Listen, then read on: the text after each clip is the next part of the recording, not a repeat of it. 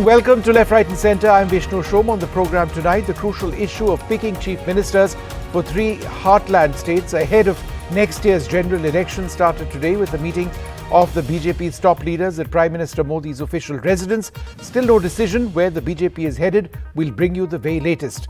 Next up on the show, the remarkable pace of India's stock value clearly indicates that our markets are on fire. There is broad-based cheer on the state of the economy, but while some data points indicate that the markets are riding on strong economic fundamentals, there is other data to show that there may be an element of exuberance. So what is the true story? And finally, a key draft document at the crucial climate change conference in Dubai calls for a complete move away from fossil fuel. Is this at all realistic? And if so, by when? That's our next big focus. But the crucial issue of picking chief ministers for three heartland states ahead of the next year's general election has started off today. There's been meetings which have been held at the Prime Minister's residence. Let's go straight across to Maria Shakil, who joins us for the very latest on this. Maria, is there a sense that the BJP may be looking at a younger generation of leaders? Yes, Vishnu, because they are certainly sensing an opportunity. This time the BJP went with collective leadership in all these three states. They collectively sent 65 MPs to the Lok Sabha. In 2019, the BJP had won 62 of these 65 seats. So they would want to repeat their performance. They understand fully well that upsetting any kind of veterans in these states, maybe Raman Singh or a Shivraj Singh Chauhan, who's the current chief minister, and even Vasundhara Raje may lead to some kind of tensions on ground, some kind of differences or dissent. They would want to avoid that. But at the same time, they have an opportunity in sending a fresh face, ensuring a generational shift, perhaps a younger leader who will redefine the politics in these states. So we cannot rule that out. But Vishnu, 72 hours and counting since the victory in these states, emphatic, convincing victories. But the BJP has held several meetings. The meeting that happened yesterday was crucial because, at the Prime Minister's residence, where BJP President JP Nadda was also present. Today, it's a one-on-one meeting which is happening between Home Minister Amit Shah and the Prime Minister. The final call is likely to be taken soon. But to begin with, the party will be sending observers to all these three states to conduct the legislature party meeting, in which the formal announcement of the Chief Minister will happen. I'm also joined, Maria, thanks very much. I'm also joined by Himanshu Shekhar Mishra and Anurag Dwari. Himanshu, the meetings that Maria was referring to, it's a part of several meetings that have taken place. This meeting between the Prime Minister, Amit Shah, not the first on this issue. That's right, Vishnu, and there is a context in which these meetings are taking place. Remember, in the run-up to the election campaign, the BJP central leadership very consciously decided not to announce a CM candidate, which they used to do in these states in previous elections. But this time, there was no announcement made that a particular leader will become the chief minister if the party comes to power. And that is the larger question that is now being addressed. This is part of a concerted strategy. And we have been told by sources that there is a tribal factor, there is a gender factor, there is a generational factor, there is a caste factor, there is a regional factor, and Prime Minister, of course, has a grand strategy for the Lok Sabha elections. And there is a conscious attempt to actually plan a strategy for the Lok Sabha elections, and the selection or the election of the Chief Minister will be part of that strategy, because during a Lok Sabha election, the role of the Chief Minister is seen as the most crucial in states, and especially these are three most crucial states apart from Uttar Pradesh for the BJP. As Maria was saying, in the last elections, these three states collectively gave the largest number of seats to the BJP.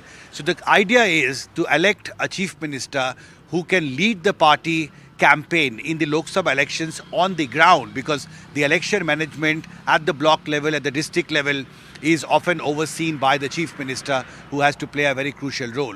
And that is one criteria which has actually led to series of deliberations between and among central leadership, central and state leaders, because they don't want to take any chances. And I think, as Maria was saying, that they don't want to take a decision which could lead to a discontent in run-up to the Lok Sabha elections, which is just a few months away.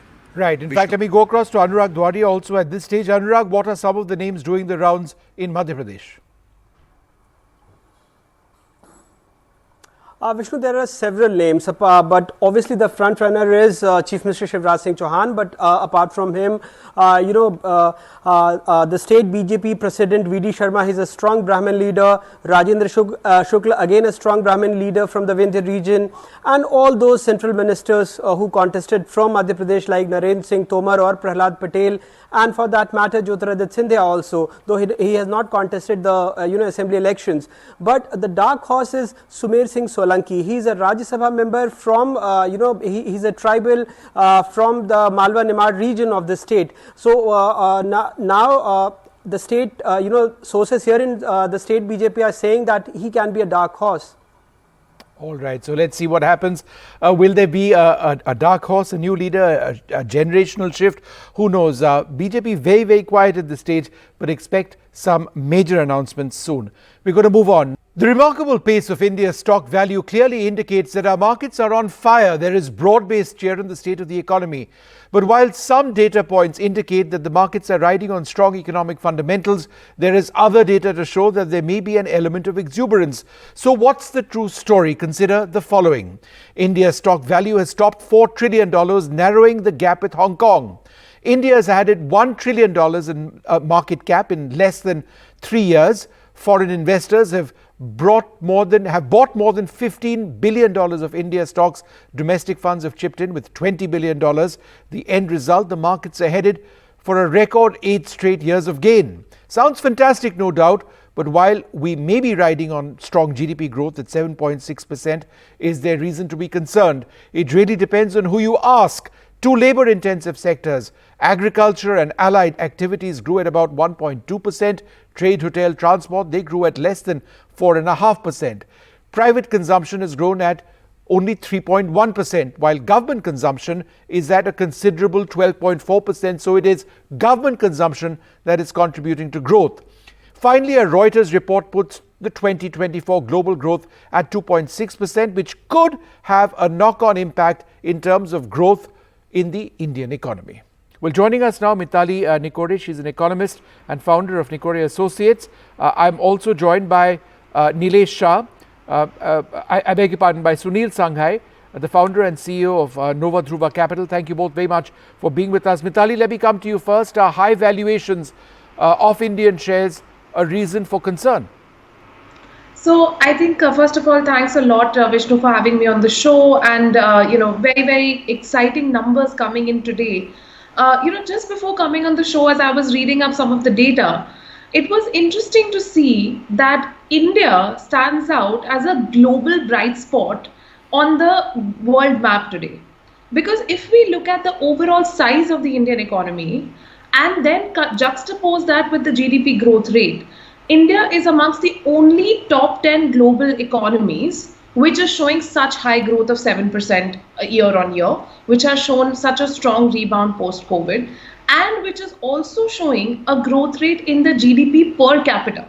So while we do know that there is a threat of the K-shaped recovery, at the same time, the growth in GDP per capita is very, very important and interesting. So in this context, I would say that, the risk factors which come from the bubble, so to speak, of the stock market are low, because at the end of the day, our economic fundamentals are very strong.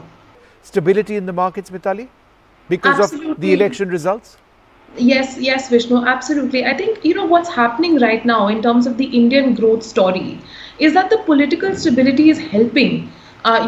It's stoking an interest amongst not only domestic investors who are now coming and investing in the long term on the Indian equity markets, but also amongst foreign investors who are looking at India as not only a high growth, let's go invest for 3 years kind of market, but a market which is going to show sustained growth over a 5-10 year period, which is why we see the increased interest in equities as opposed to just, small FII investments.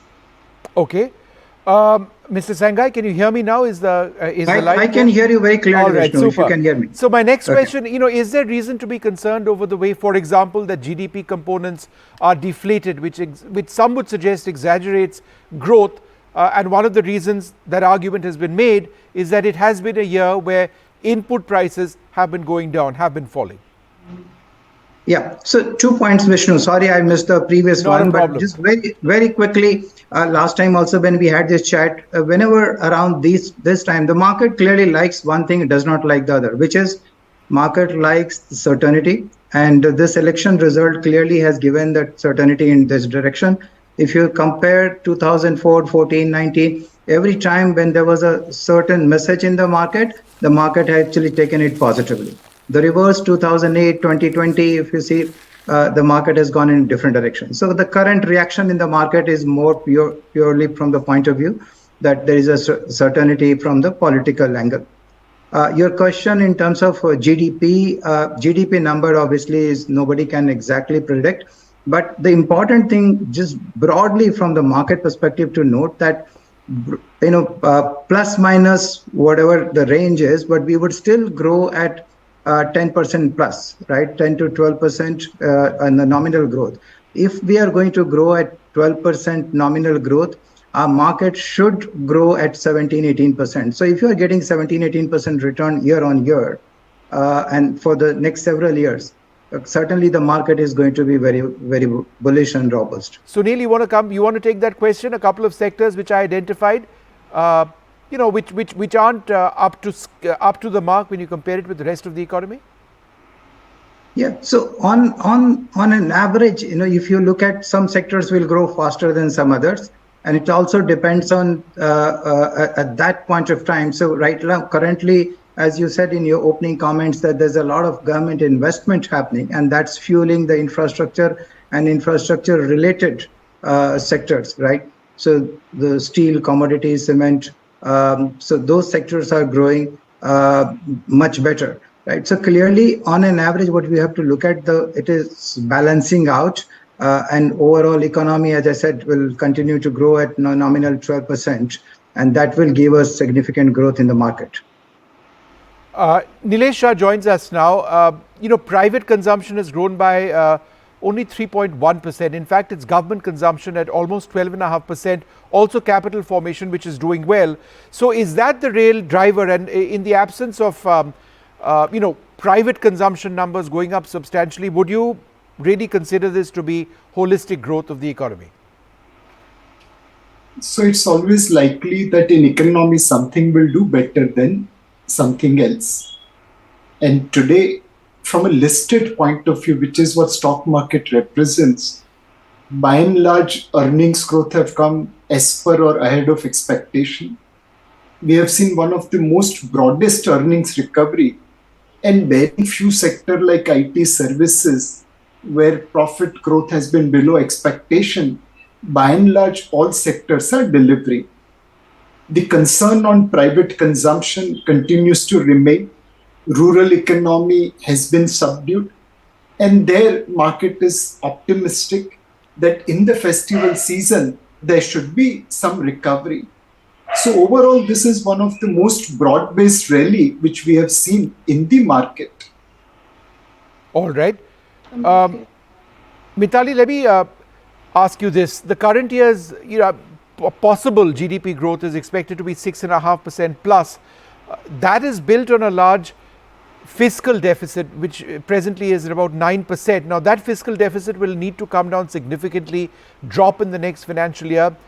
Is it not likely that this can have an impact on growth because private capex has yet to take off?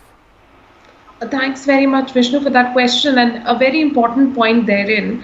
I think what we need to start looking at is leveraging private capital in a scenario where government capital can act as a way to reduce the risk in any kind of investment projects, particularly when it comes to infrastructure sectors. When we look at infrastructure sectors, increasing foreign investment in partnership with a lot of our domestic infrastructure companies can reduce the cost of investments, and that can actually help in reducing government investments required into these high capex sectors as well. On the other hand, of course, the government has to look at certain sectors like fertilizer subsidies, look at rationalization of certain costs, even on the social side, and also bring in private capital on social side. And that itself can help in reducing some of the government investments. But at the same time, I would say that at this time, in the next 3 to 5 years, if we continue with the growth trajectory as it is, it would not be necessary to cut down government expenditure significantly.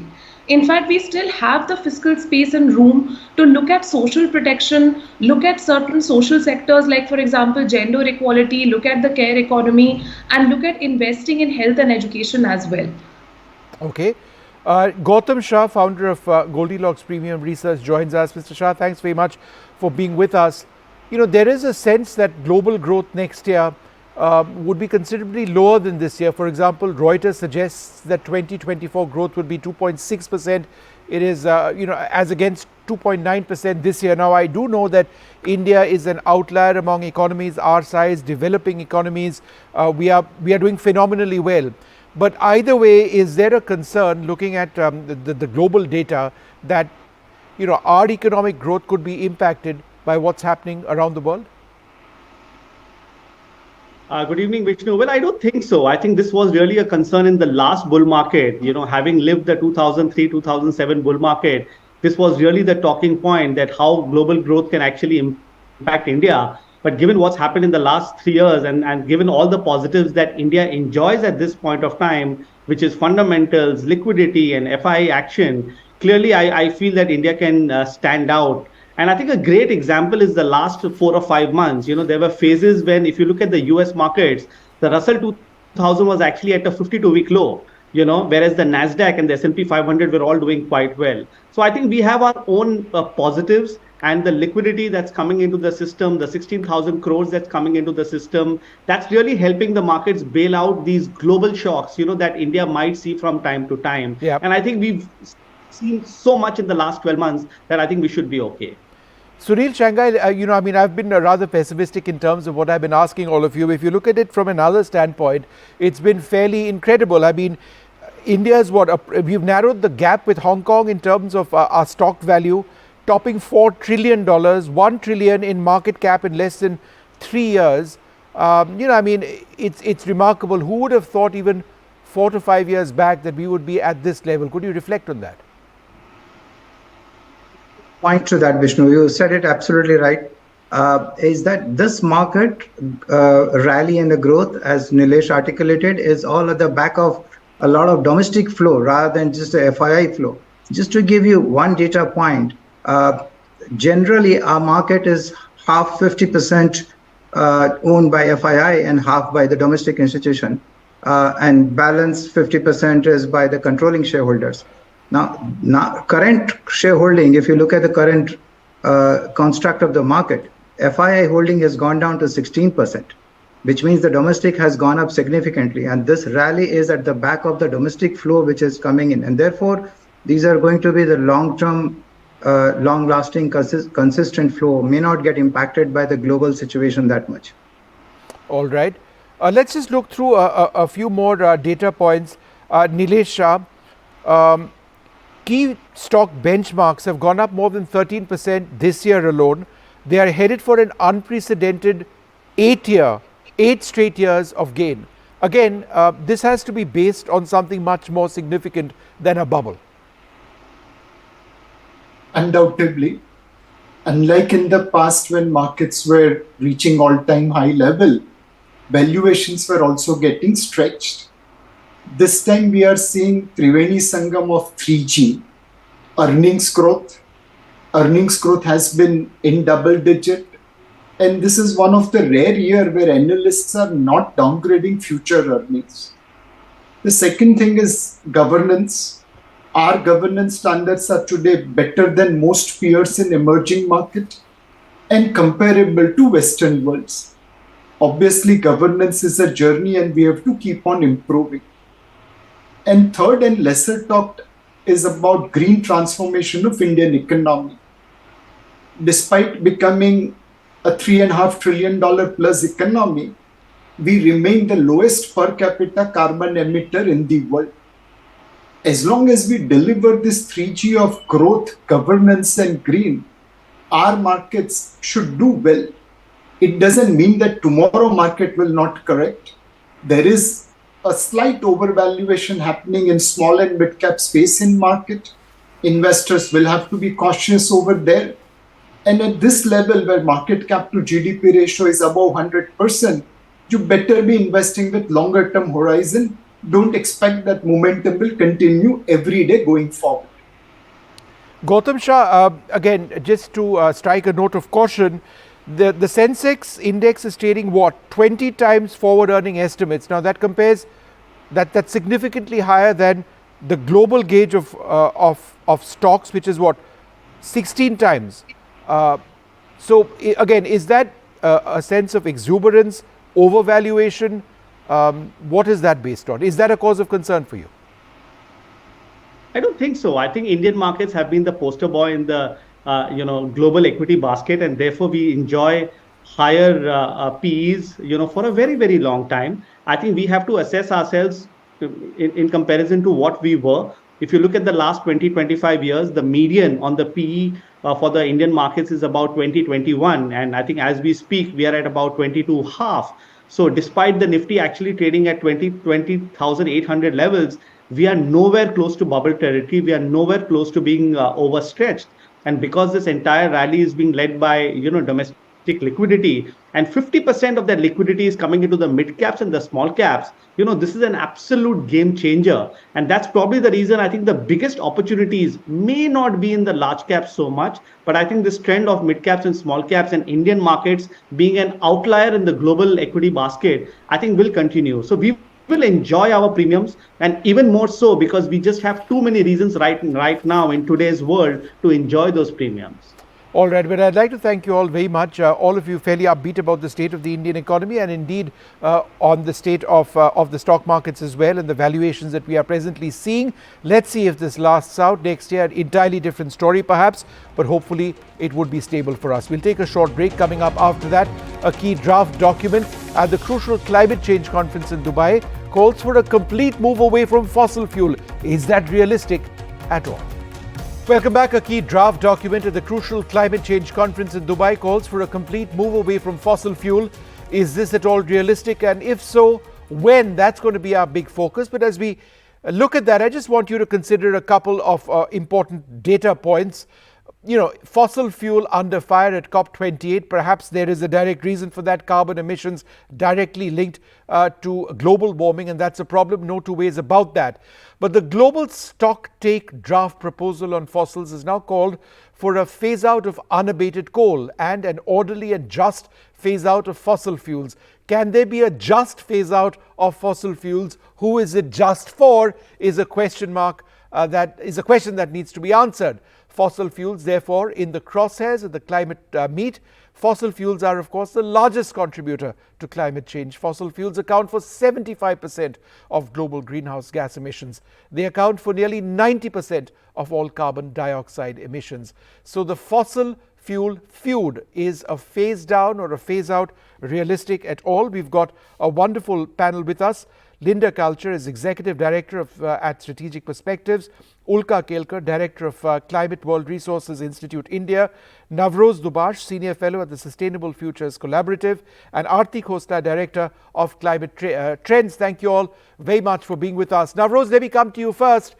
India managed to get an outcome at G20 earlier on. No one was expecting it.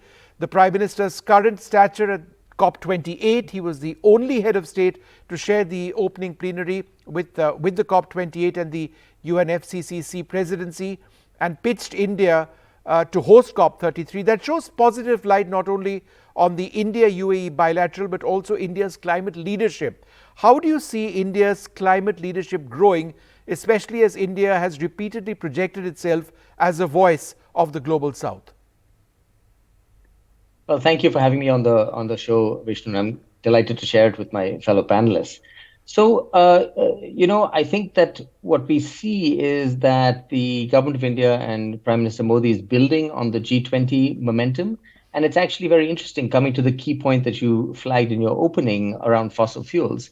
India had actually advocated the language around phasing down of fossil fuels in the G20 statement, but it was actually quite controversial there. And everybody knew it would come back here. There are other elements that will be picked up, such as a doubling of renewable energy, a tripling of renewable energy and a doubling of energy efficiency.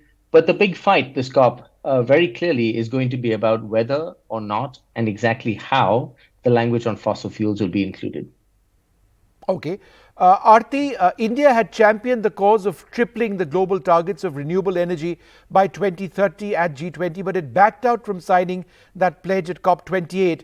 Is that a sign that India will find it tough to move away from fossil fuels? So the first version of the negotiating text is out, and as you can see, there are several elements of fossil fuel language in the text. In my opinion, this is also the first time that any language on fossil fuel, particularly coal, if ever, will make its way into a negotiated outcome if it happens like that. We saw 2 years ago in Glasgow, there was flip-flop on including coal phase-out, and I think the decision, the feeling that the Indian delegation gets is that coal is always singled out. What you asked was about the pledge, and the pledge as such is not part of the negotiating documents or texts.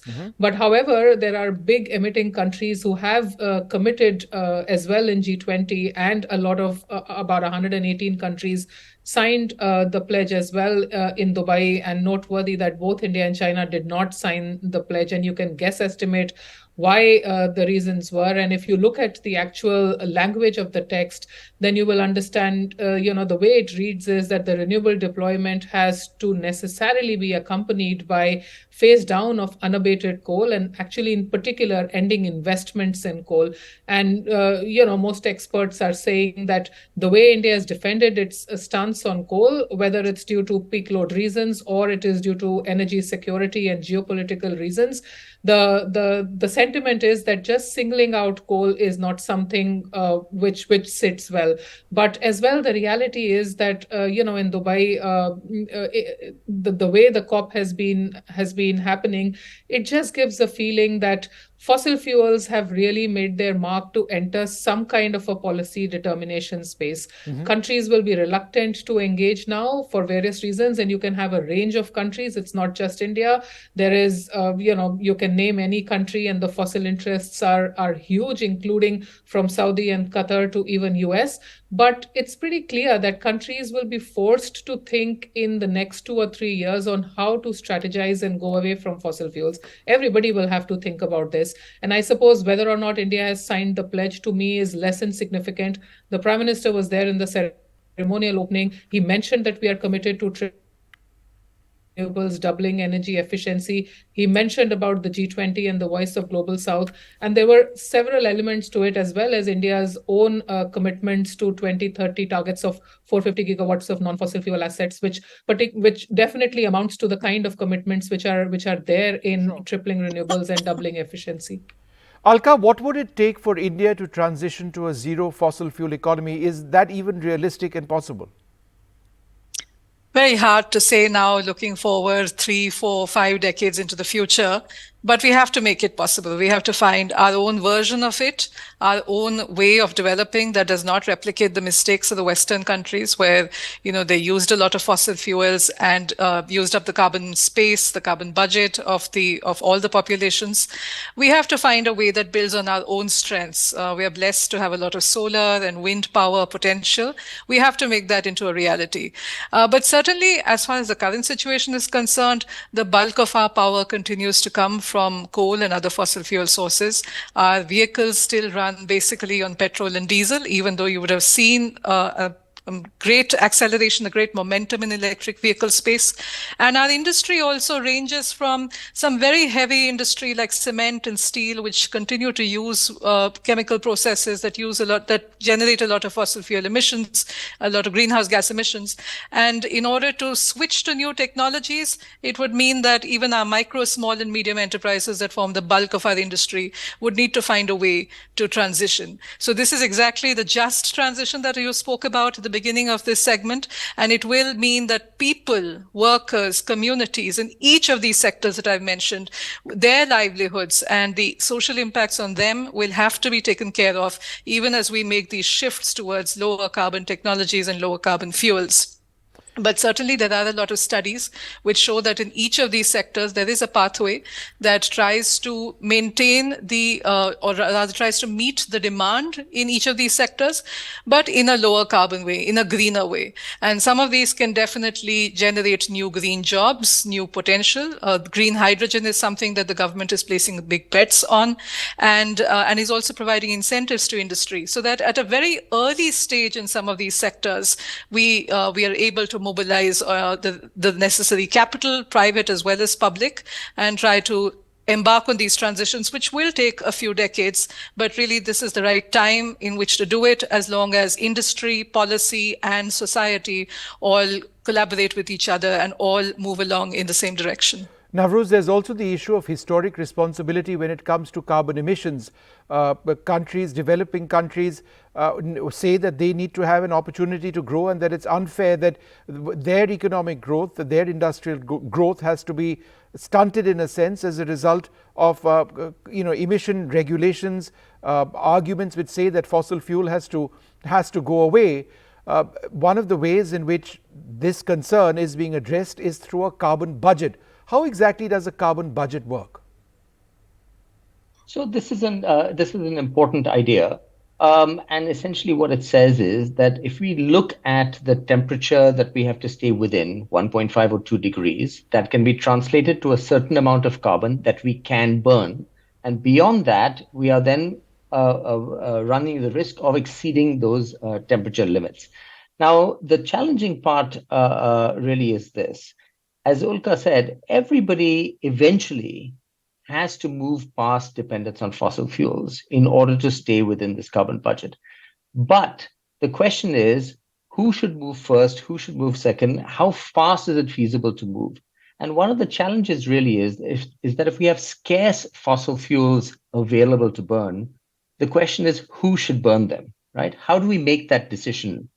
And what we should do, if you're serious about fairness, is allow those who have got into the habit of burning them to keep burning them. That cuts against fairness and equity entirely. And so, in fact, something I've written in the past suggests that if we have scarce fossil fuels, we should be allocating those scarce fossil fuels to where they lead to the greatest welfare gains, which is in poorer and developing countries. Other studies have shown, for example, that if you try and pivot away from fossil fuels, and as I said, I completely agree, all countries have to do this, the speed of the transition really matters. And so some of the research suggests that, for example, the coal transition that is expected from some scenarios that the IPCC and others have put together would place demands on some of the larger developing countries, including India, that are actually greater than any other country has demonstrated in the past in terms of the speed of transition. Yeah. So actually, this gets talked about in technical terms in the COP, but it's a deeply political decision. Agreeing to phase out fossil fuels implies an agreement on how that is to be done. And in the absence of that agreement on how and who, there is a reluctance to actually come up with the overarching statement. So that's what we're really seeing playing out at COP this week.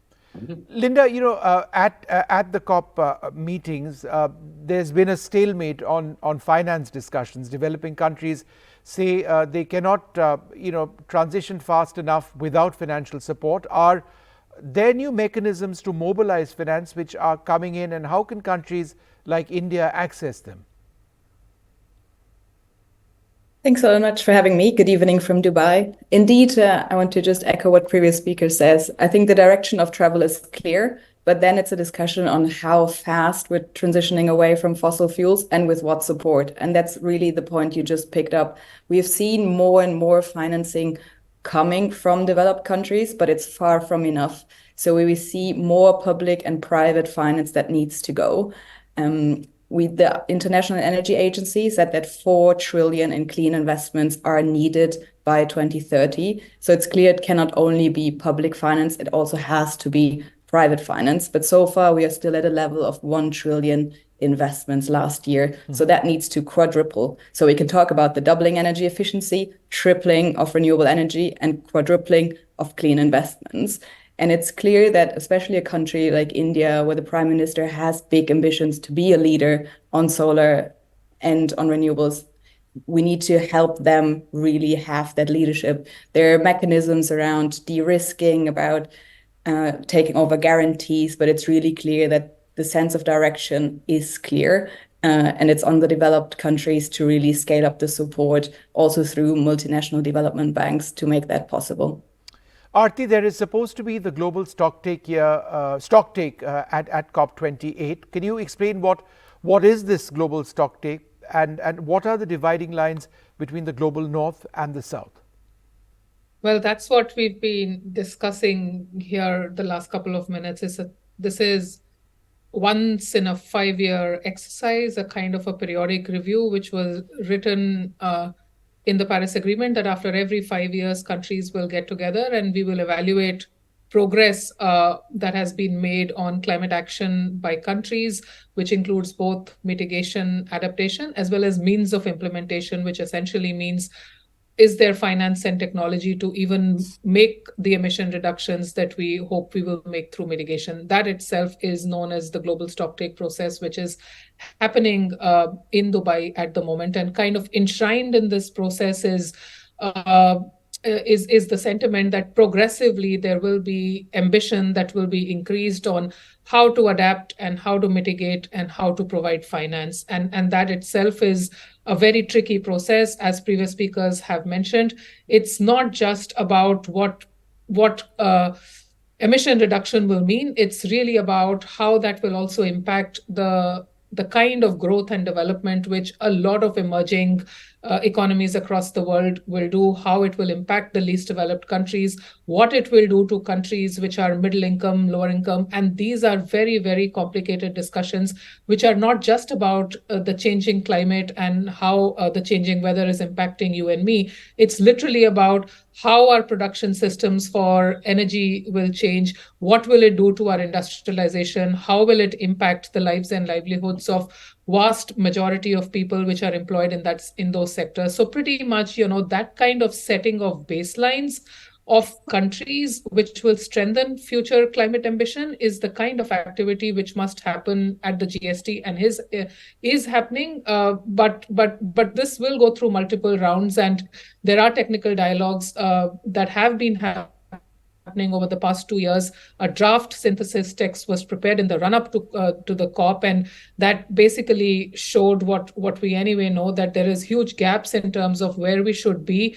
We should have been on the path to reduce emissions by 43% from 2010 levels in about 7 to 8 years by 2030. And between last year and now, we have increased emissions by 1.2%. So, these are critical conversations. We cannot wish them away. There will have to be some kind of a explicit arrangement that countries agree on how they will find some kind of a balance in who should act first, who should bring the money. And one point that I wanted to make on money and finance, which Linda also alluded to, and which I thought was a good thing at this COP at least, is given how much there is gray areas on how finance is discussed, for the first time there is the word quality of finance in some text that I read somewhere. I don't know if it will finally make it or whether I read it right or not, but for a long time there has been more demand for grants and not loans, or not the kind of finance which raises indebtedness of the receiving countries. And I think to discuss quality is important.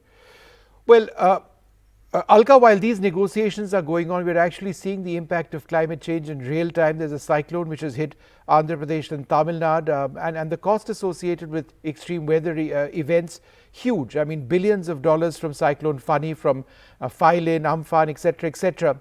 There's the dialogue on adaptation which is taking place. Where is this headed presently? You're absolutely right, Vishnu. This is something where we are seeing the impacts of climate change, and not just on people. We have seen the images are coming out of Chennai, but also industrial production is being shut down. That is also something that directly hits the economy, not just of India, but the supply chains that exist globally. In terms of the discussions on adaptation, there are two streams of negotiation.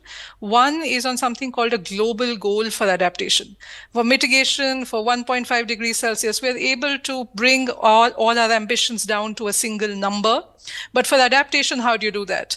You need to have adaptation in every sector. You express it in different units. Could you have one universal goal? That is something there's been a lot of discussion on. The other big issue is around adaptation finance. Aarti spoke about the quality of finance. Linda spoke about how there's a lot of private finance coming in. Private finance and concessional loans, grants, these are not very well suited towards sectors like agriculture, human health, water, and forestry. They tend to go more towards, mitigation, renewable energy, green hydrogen, all of these kinds of commercial sectors. So adaptation finance has been lagging behind. It's been about 20% of the total amount of climate finance. And a couple of years ago, it was decided that it should become at least half of climate finance. But these pledges, these goals have really not been reflected in the reality, in the numbers that we've seen coming out of the last 2 years. And one of the interesting things that's happening is that, your channel has talked about the loss and damage fund that's been set up. Yes. And while that's been a major victory, recent reports show that actually countries are perhaps diverting funding away from adaptation finance to put in money into the loss and damage fund. So that is a kind of game that we have to avoid. We have to make sure that the funding that's coming in for adaptation, which is urgently needed, is new and additional funding, and it is disbursed in a way that it reaches the people who need it the most. Sure. Reaches them in a timely way so that you can have early warning systems, climate information services, and many other kinds of actions. Navroz, just to go back to the entire point on whether there can be a future, in a finite period of time without fossil fuels. If you look at the transportation sector in India, which is growing exponentially, and conversation on green hydrogen becoming a reality, how soon before it becomes affordable? How soon before the technology in cars also becomes affordable? Obviously, what we've seen over time is that once these technologies scale up, they tend to accelerate and become viable much faster than anybody thought. In a sense, the technologies follow kind of an S curve rather than a linear curve. So there's a slow growing part and then a rapidly ramping up part. And so the key question really is, when do investors think that these technologies are a better bet than the fossil fuel technologies they're going to replace? And I think what's really exciting is that we're close to that point in many of these technologies. Certainly when it comes to electric vehicles, battery technologies, solar panels, I think that's true. I think green hydrogen is further back at the lower part of that S-curve. There's a lot of hype around it, but there's lots of uncertainty as well. But the key point is you want to get across that hump where investors find it more attractive to invest in these new technologies than in the old ones. But this brings us back to the question of finance that you raised. Most of these low carbon transitions are highly capital intensive. So, for example, renewable energy, there's no operating cost, there's no running cost. You don't have to buy fuel, but you do have to spend much more money upfront installing solar arrays or building windmills, and also perhaps installing battery technology. So the question of finance and mobilizing finance is absolutely critical. And in India and in many other developing countries, the cost of capital is higher and the opportunity cost of capital is higher. That is, there are many other things that are needed for that capital to be deployed towards. So this question of mobilizing capital is really critical. So there's two parts to this fossil fuel story, I think. One is who moves and when. And in that, going back to the conversation we had about historical responsibility, it's very clear that developed economies really should be the ones to try and move faster. Yeah. And who mobilizes that capital and how is that made feasible? And that's the other big conversation, of course, going on at COP these days. Linda, how do you see southern countries negotiating and standing their ground at COP? I mean, is this still essentially a playground for rich nations? I think we've seen very many views reflected here. I think a lot of countries indeed voiced clearly that going from coal to renewables is a preferred pathway for them. But as was just said, we need to ensure that they can afford it. And that's where the public support from developed countries is coming in. And I think it's on every country's own decision to see how fast they do and which technologies they use. But it's really the finance comes in there. And I think we've seen a lot of the Global South leaders actually as champions here. They've been very vocal that they don't want to have a choice between fighting poverty and fighting climate change. They've been very vocal that they need more finance. And it was discussed that it's about the quality of finance. So it has to be more grants. It has to be more long-term project support, especially to bring down the cost of these new technologies. And this is the debate that we're going to see here in the second week. Especially inspiring were also Kenya's President Ruto and Brazilian's President Lula. And he's obviously taking over the G20 presidency from India next year. And I would really hope that he's inspired by India's leadership at the G20, the way we've seen it this year. And he's taking the conversation forward so that it's really clear there will be more finance, and now we need to see how we can scale up these green technologies deployment. We've seen that especially in the European Union and the US, a lot of investments have happened because they see the benefit. It creates jobs, it improves the air quality, and it's global markets for these green technologies that are growing. Yes. So I think a lot here in COP are really convinced that India can play a powerful role in this global green supply chain. But I'd like to thank you all very much. Just to simplify a lot of the key issues which are taking place at the climate meet in Dubai. Also, the entire issue of fossil fuel and historic responsibility, and of course sustainable growth. Thank you very much indeed for being with us. We were talking about extreme climate events possibly linked to climate change. One major cyclone has hit the coast of Andhra Pradesh. It's resulted in flooding in parts of Tamil Nadu, including Chennai. Waterlogging still present in several parts of Chennai. What exactly is the situation now? More than 48 hours since electricity was cut off in some areas, communications patchy. The Air Force, the Coast Guard, they were all in action trying to help people out with food. Water levels in some areas have still not come down. We'll leave you with this report.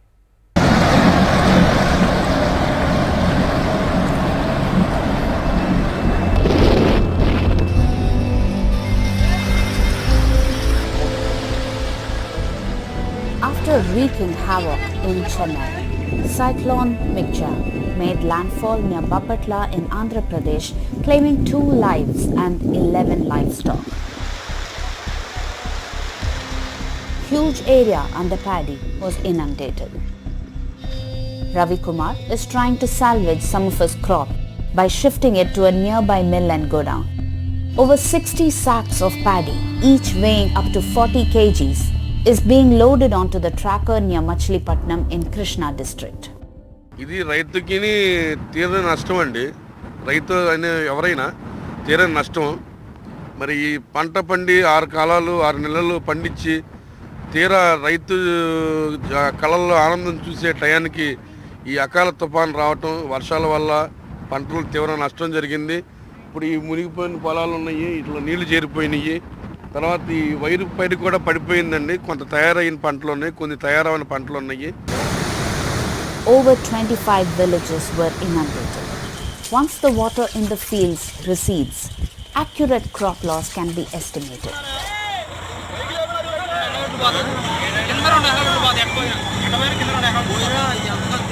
In Bapatla alone, paddy was being cultivated in over 85,000 hectares and crop on 1,200 hectares was harvested. Most of it has been washed away. As far as this cyclone is concerned, the Rait Bharosa Kendras are there, and voluntary system we have about 2 lakh plus volunteers. So keeping in view this cyclone, farmers have been advised to take care of the crop on the field and harvested crop. So farmers have been advised to shift the harvested crop to the safer places. Over 300 trees have fallen and 35 roads were waterlogged. Road infrastructure, traffic disruption and flight operations are being restored in affected districts. Except 1 or 2 casualties here and there. And the damage to infrastructure is there. Road infrastructure got damaged. A lot of trees fell. And the electrical poles, the power infrastructure got disturbed, and irrigation tanks, we had breaches. So we are getting some preliminary reports. So we'll be making effort to restore them temporarily, immediately. 15 lakh million tons of paddy crops have been shifted to various mills and godowns. Volunteers have also been incorporated for helping several of these farmers in shifting their crops. Now, the government has promised to help the farmers of especially Krishna as well as Rayalaseema regions to ensure that they are given adequate compensation after assessing the damage in about a week from now. With camera person Govind Murthy, Pratibha Raman in Vijayawada for NDTV.